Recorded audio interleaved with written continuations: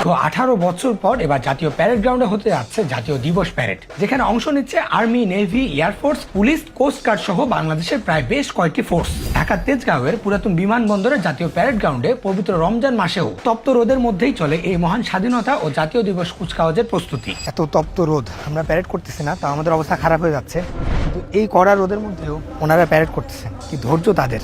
সারা দেশ জুড়ে গত প্রায় 1.5 বছর ব্যাপী নিরাপত্তা দায়িত্বে নিয়োজিত থেকে আজ তারা কঠোর প্রস্তুতি নিচ্ছেন এই স্বাধীনতা দিবস প্যারেডের শুরুতে বীরের মতো ঘোড়া চালিয়ে নেতৃত্ব দিতে আসেন parade commander major general SM Asadul Haque, যিনি বর্তমানে বাংলাদেশের সেনাবাহিনীর 9 পদাতিক ডিভিশনের জিওসি এবং সাভারের এরিয়া কমান্ডার হিসেবে কর্মরত আছেন। সশস্ত্র সালাম সহ কুচকাওয়াজের অনুমতি পর্বের পর দামি রাষ্ট্রপতিকে নিয়ে কুচকাওয়াজ পরিদর্শন করেন অধিনায়ক। এরপর শুরু হয় মার্চ পাস্টের আনুষ্ঠানিকতা। 26শে মার্চ মহান স্বাধীনতা দিবস ও জাতীয় দিবসের এই প্যারেডে সালাম গ্রহণ করবেন রাষ্ট্রপতি মোহাম্মদ শাহাবুদ্দিন এবং যোগ দেবেন আমাদের প্রধানমন্ত্রী তারেক রহমান নিজেও।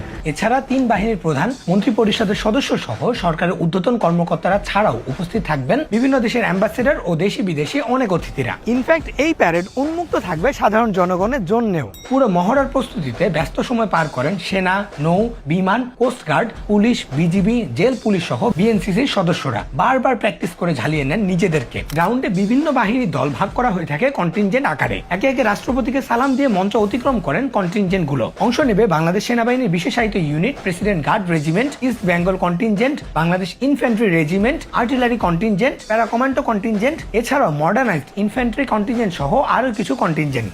মানে লিটারালি একসাথে এতগুলো ফোর্স আমি আগে কখনো দেখিনি। থাকবে বিভিন্ন বাহিনীর সদস্যদের সমন্বয়ে জাতীয় পতাকাবাহী কন্টিনজেন্ট, বাংলাদেশ নৌবাহিনী কন্টিনজেন্ট, বাংলাদেশ বিমান বাহিনীর কন্টিনজেন্ট ছাড়াও border guard Bangladesh, Bangladesh coast guard, Bangladesh police, Bangladesh Ansar ও ভিডিবি ও সম্মিলিত নারী কন্টিনজেন্ট। এছাড়াও থাকে বিশেষ ডগ স্কোয়াড এবং দারুণ সাজে বিভিন্ন বাহিনীর সমন্বয়ে অশ্বারোহী দল। অনুষ্ঠানের এক পর্যায়ে মেঘের ভেতর থেকে নীল আকাশের মাঝ দিয়ে বাংলাদেশের পতাকা এবং 3 বাহিনীর পতাকা সহ বিভিন্ন বাহিনীর পতাকা বহন করে প্যারা কমান্ডো ব্রিগেডের আরো একটি কন্টিনজেন্ট অবতরণ করে জাতীয় প্যারেড গ্রাউন্ডে। ওনাদেরকে দেখে খুব কাছ থেকে জাম করছে মনে হলো, এক একজন জাম করছেন 10 থেকে 12,000 ফিট উপরে উচ্চতা থেকে। কুচকাওয়াজে পদাতিক বাহিনীর সঙ্গে যুক্ত থাকে যান্ত্রিক বহরও। সেনাবাহিনীর বিভিন্ন ভারী যুদ্ধাস্ত্র ও প্রযুক্তি সহ অন্যান্য বাহিনীর নানা সরঞ্জাম ও যান্ত্রিক বহরে যুক্ত হয়। বিশেষ করে সেনাবাহিনী, নৌবাহিনী ও বিমান বাহিনীর বিভিন্ন বিভাগের সমরাস্ত্র ও প্রতিরোধ ব্যবস্থার প্রদর্শনী হয় কুচকাওয়াজে। এই কুচকাওয়াজের অন্যতম আকর্ষণ বাংলাদেশ বিমান বাহিনীর অ্যারোবেটিক শো, বাংলার আকাশ রাখিব মুক্ত। এই মোটো নিয়ে প্যারেডে আকাশ প্রতিরক্ষার সক্ষমতা ও নান্দনিক প্রদর্শনীর বিশাল অংশ থাকে বিমান বাহিনীর প্রদর্শনীতে।